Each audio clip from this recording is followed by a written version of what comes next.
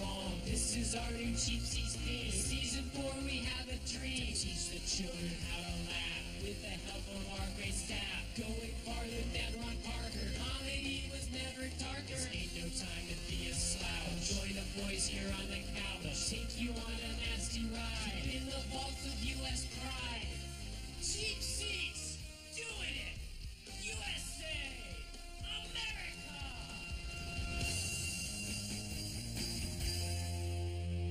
Hey everybody, welcome to Cheap Seats, the only sports show on TV using Doppler radar.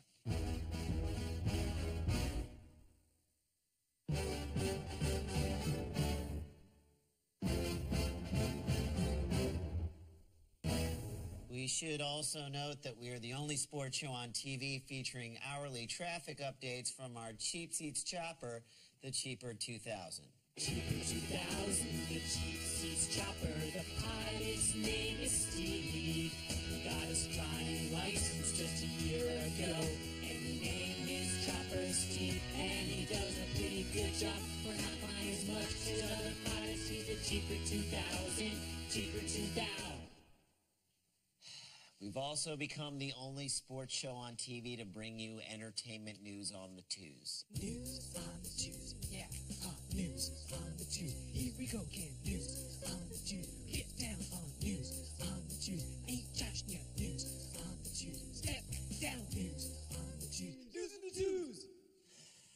Still think we should shorten those jingles. Me too. But first, we bring you the World's Strongest Man competition from 1985, and here's what we want you to look for. Here's what to look for. Here's what to look for. Check out how the United States tries to pass off fat men as strong men.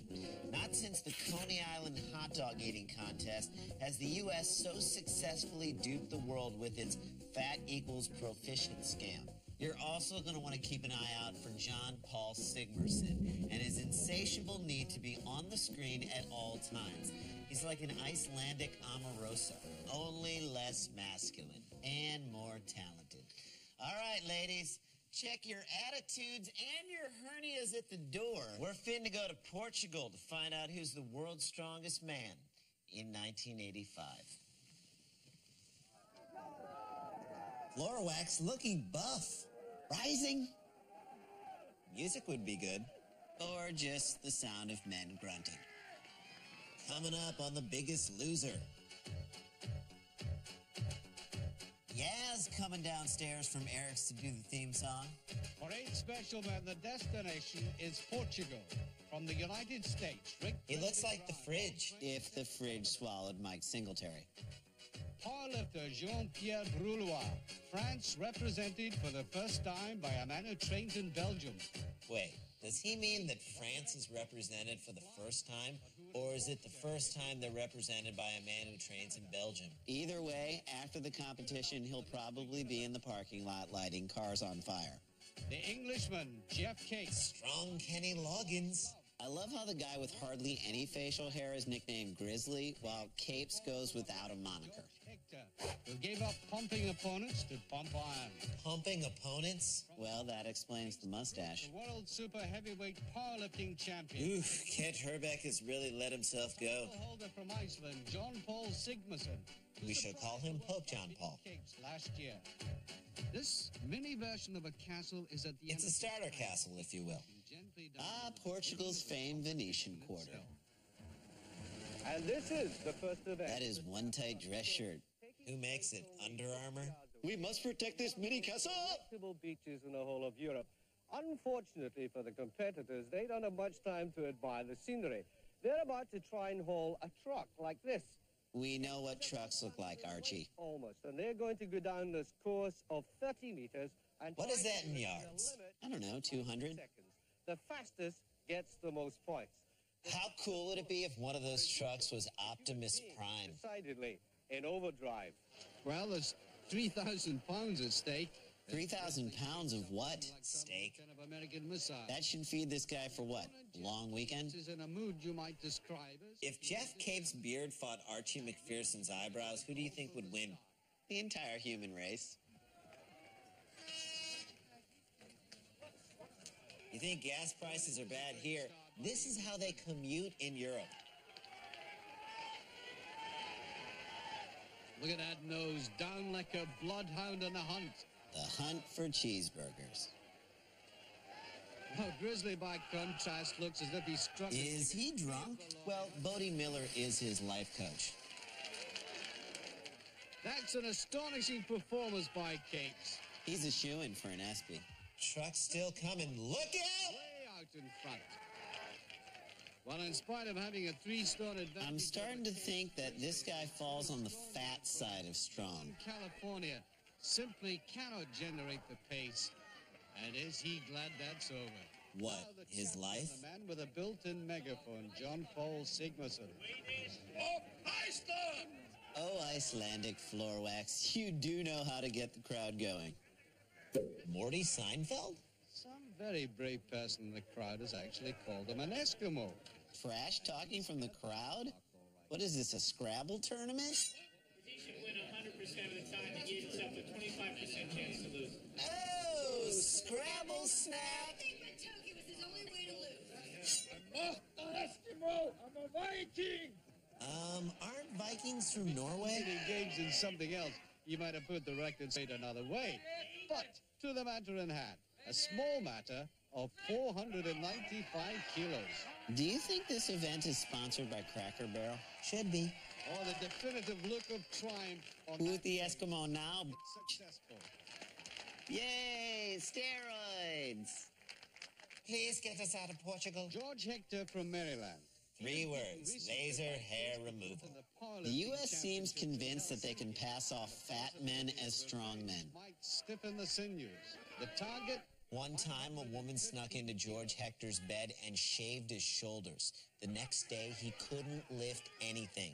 Not even a finger? Not even a finger, Jason. Not even a finger. He accomplished that without any real distress. Except for a raging thyroid. What a great Go get him, insight about Eskimo. the Icelander. He did badly in the Jerry, give him back the space pen. Chance of scoring maximum points if he gets 555 kilos. Gonna eat you! Not if I eat you first. And no. Looks like the eater has become the eaten. Well, he'll get it this time. And no. Well, he should take this well. Okay, good move. You sure taught that barrel to be heavy. Paul Sigmarsson. Okay, as soon as Sigmarsson's head hit the barrel, one word jumped into my mind. Advil? No, dude, breakdown. That's 2 words. I hate you so much right now. All right, thanks, guys. Now, the trouble for John Paul, a.k.a. the Strong Pope, started way before the lift. It started when he got heckled from the crowd. Someone calls him an Eskimo, a great zinger by an unknown provocateur. I'm an Eskimo! I'm a Viking! Once John Paul answers the guy, he's already out of his head. He even calls himself a Viking, which is also incorrect since John Paul is from Iceland, and we all know Vikings are from Minnesota. The whole thing reminded me of Gus Frerott's infamous headbutt into the wall, except that Frerotte was celebrating a touchdown, not the embarrassment of failing twice in front of one of the Portuguese faithful. Look, I'm not against the headbutt as a form of expression. I just think that in order to be truly satisfied after that performance, John Paul should have headbutted the guy who called him an Eskimo.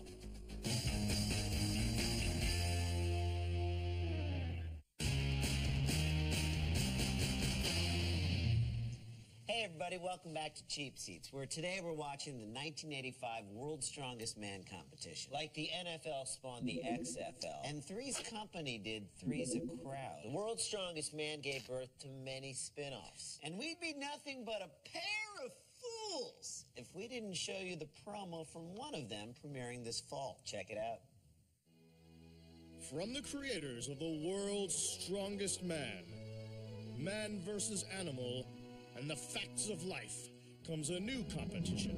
A competition of correctness, or should we say, incorrectness. The capital of the United States is the Bonfire of the Vanities. That is wrong. The world's wrongest man, We'll show you all of the heart-stopping action as these men compete to see how many dumb mistakes they can make. Doug, I've always been wrong for as long as I can remember, my entire life. Wait, actually, I was right twice in the 8th grade, which proves my point about being wrong all the time. Right? The key is stay out of the moment, always try to stay in your head, and come from a place of fear. 6 plus 4. 6 plus 4 is 64. Wrong. Yes! The world's wrongest man. Coming to the world's #1 sports network. The Bonfire of the Vanities? ESPN Classic. Yes! All the world's a stage to John Paul. You get the impression that if he didn't have an audience, he'd rather play chess. Yes, because a guy who headbutts a barrel clearly has a brain for games of strategy and intellect. Who's that guy? I think it's the old man from The Old Man in the Sea. Man, is he old. It's a firm, steady, remorseless pull. His shorts are riding higher than Ricky Williams and Damon Stoudemire on a tandem bike. In Kathmandu, folks. But now, straining at it. Come on, they totally stole this from Lost. I know, I think Walt's in the boat. Coming up to the finish, it's 20.1, and that puts him well in the lead. Where's his underarm hair? In his mullet. Triumphant shout that the crowd are now accustomed to. It's time for a lap of honor. Is flexing really necessary? It would be like Sean Alexander celebrating a rushing touchdown by running 100 yards. He's satisfied with that.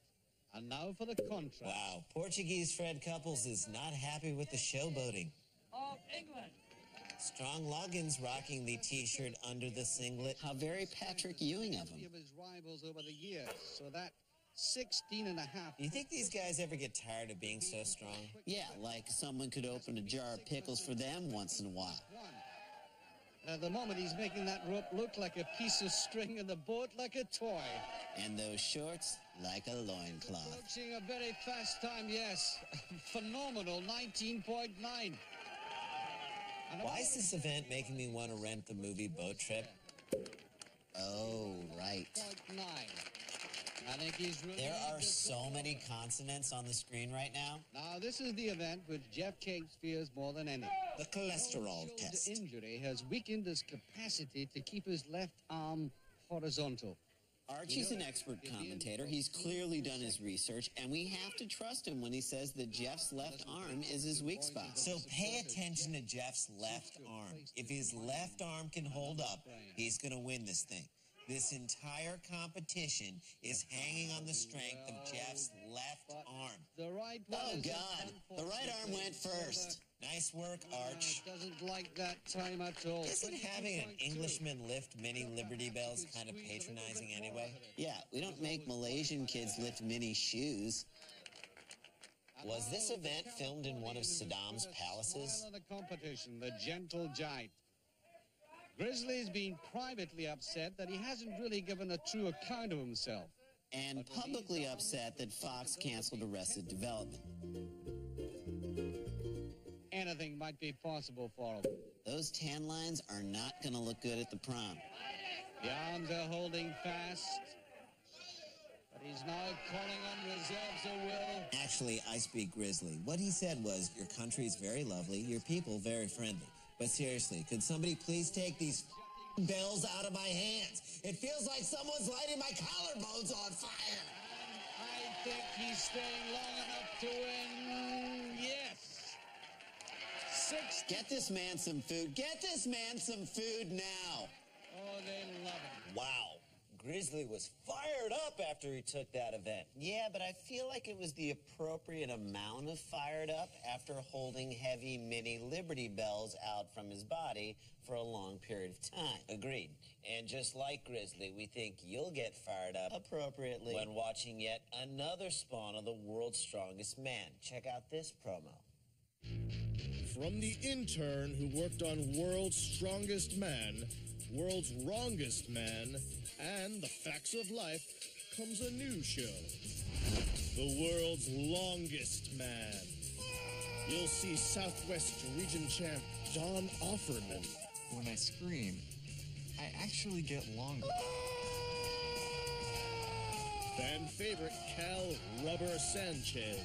I used to smoke Parliaments. I just switched to Eve 120s because they're longer. And of course, Big Sal Trulio. Apparently I'm short, but they call me Big because, you know, it's ironic. It's like calling an ugly guy handsome or a fat guy handsome. The world's longest man, coming to ESPN Classic. How long can you take it? John Paul Sigmerson, a.k.a. the Strong Pope, has been hogging camera time more than Melissa Rivers on the 1999 E! Corporate Christmas video. And like Melissa, he doesn't care how bad that looks, which, of course, raises the inevitable question. Just the facts. Do you care? Do you care that John Paul Sigmerson won the World's Strongest Man title 4 times and the World Muscle Power Championship 5 times? Do you care that John Paul Sigmerson was often quoted saying there is no point in being alive if you cannot do the deadlift?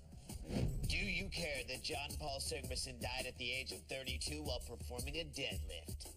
Wow. See, now that is what Alanis Morissette's song should have been about, don't you think? I do. Let's get back to some more big dudes, and by big I mean fat. Say hello to your new Mario for Peter Jackson's Donkey Kong. Come on, George! Let's go, big guy! Okay, what's he doing? I've seen better strategy in Iraq. And can we get an extremely disorienting wide shot? Muito obrigado. I'm beginning to think even a forklift truck would beat a retreat from this.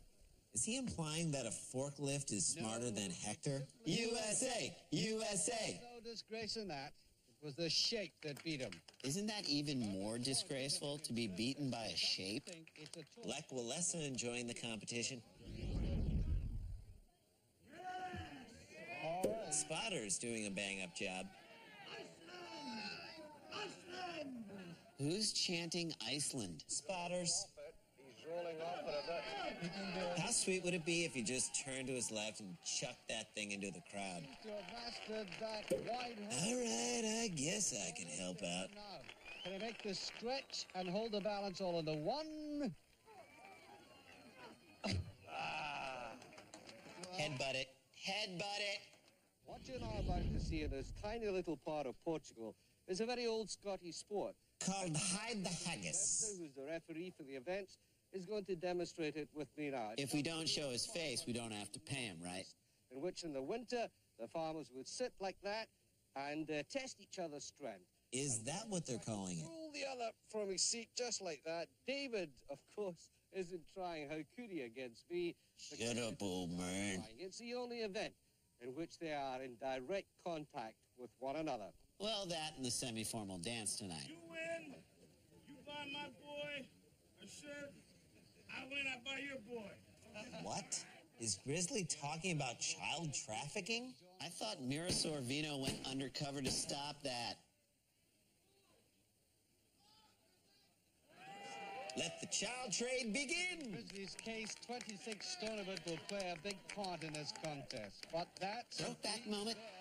We get it, John Paul. You're strong. After all, it isn't every day you get one over on John Paul. And get away with it. What about the guy who called him an Eskimo? He got away with it, didn't he? That pair of... They're like a vaudeville team. Cocky and the Fat Man. Taking up position, Hector and Brulois. Oh, this is that French guy who trains in Belgium and dreams in Spanish. And very... Logo promo. Although he doesn't like the three-point landing. Actually, it was a one-point landing. And the point was his groin. Boo. Like John Paul. Oh, John Paul? He should be sportsmanlike here. Opportunity to get third place. Which he does. And suddenly it became the Rosie Cruise. It could be costly for the Dutchman. The final. Grizzly versus hairy guy who should be called Grizzly. Three pools. Fumble! Whipping the bar away so quickly, Grizzly doesn't know what happened. Capes just had 3 very small heart attacks. Make that 4. Well, Grizzly does have another chance, and... look at me, look at me! Putts. Blue blockers doing a lot. Capes is going to destroy this guy. I know, it's like taking toffee from a child. That was simple like taking toffee off a child. That's what I said, tight-shirted word thief. If there's a lamer version of Tug of War out there, I'd like to see it. I know. And the whole cultural backstory explanation only served to make the build-up bigger and the event more disappointing. It was like Super Bowl XL with better officiating. More cheap seats after this. You know, I blame Jeremy Stevens. Really? For that Tug of War. No. Yeah, Jody Porter told me to. From some guy who watched The World's Longest Man and correctly assumed that anybody could come up with an idea for a TV show, comes an even more specific competition. The World's Strongest Dan. Who wants some of this, huh? You like that?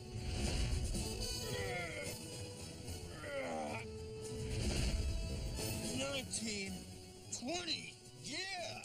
You can't handle this, Dan! Finally, a competition that gets back to the root of all these competitions. Strength. No, my name isn't officially Dan. It's David Allen Nathanson. With the initials of Dan. Excuse me? What? That's what I thought. The world's strongest Dan. Yeah, that's right. Because everything should be on TV. We'd be dealing with athletes who are obviously... That better be a medicinal lobster pot. ...spend a great deal of their time devoted to ensuring that their body fitness is almost perfection. Especially Grizzly. Highly competitive, we've seen that. But what has shone through as warmly as this Portuguese sun? If it's so warm, how come you're wearing a sweater and long pants? He looks ready for a hayride. Between such a tightly knit bunch of athletes ever before. 5-0, dude. Hide the lobster pot. No cooperation on this next event, the lobster pot race. Lobster sold separately. Weighing 25 kilograms, packed with stones, and what the athletes call, affectionately, the killer event. And what they call inaffectionately that f***ing lobster pot race. From the boat to the lorry 30 meters away with 10 pots.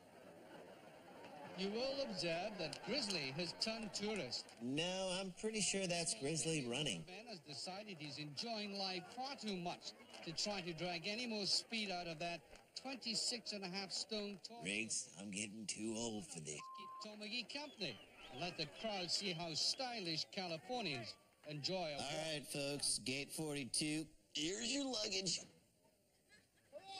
All that suggests that unless Cape performs tragically, he'll win the title. Tragically? They're carrying lobster pots. This isn't Macbeth. John Paul himself is prepared. The suspense is killing me. Buff floor wax versus strong Loggins. Gentlemen, grab your lobster pots. Outside the title itself.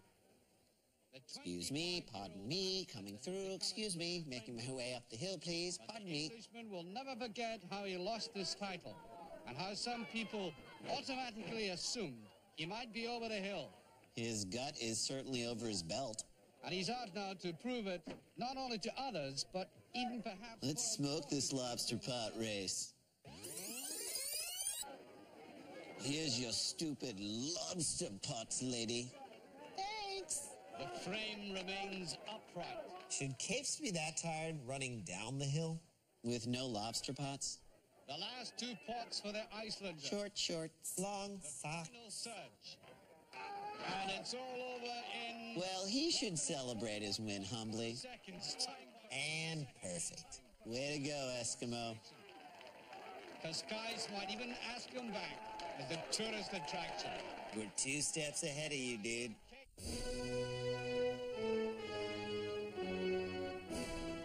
Up for these last 2 pots. Why is Cape still trying? That's like the 49ers running a hurry-up offense in December. You know what I'd like to see? Another hug. Second Now headbutt him in the bad arm. again, the one he nearly loaned out for the year to the man. That's the bad arm. Bad arm. Bad arm. Ah, ha, ha. The late afternoon light is conveniently golden as Mr. Chu Geisel. Is that a collection plate? Yeah, they're running a little low on prize money this year. The king and his courtiers... He's done it. Down goes the Eskimo. Down goes the Eskimo. When you're the world's strongest man... Sweet hubcap. Easily. Well, there you have it, the conclusion of the 1985 World's Strongest Man competition. I gotta be honest, I'm a little disappointed. Why?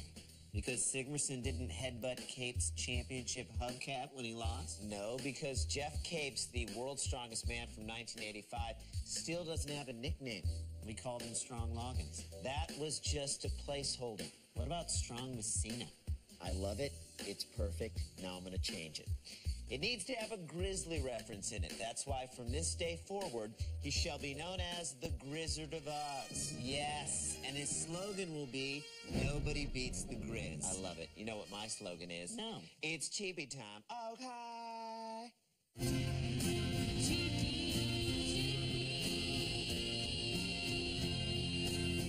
Cheapy for best shirk. I'm going to go with the spotters in the barrel lifting event. I've seen a better work ethic in the parking lot of a Fish concert. I'm going to give my cheapy for best shirt to Archie McPherson. Wait a second, I said shirk, not shirt. Archie's shirt was fashionable but horribly ill-fitting. Clearly, the wardrobe department shirked their responsibility of making him look good on camera. Good use of the shirt, thank you. Well, that does it for the World's Strongest Man 1985. We'll see you next time on Cheap Seats.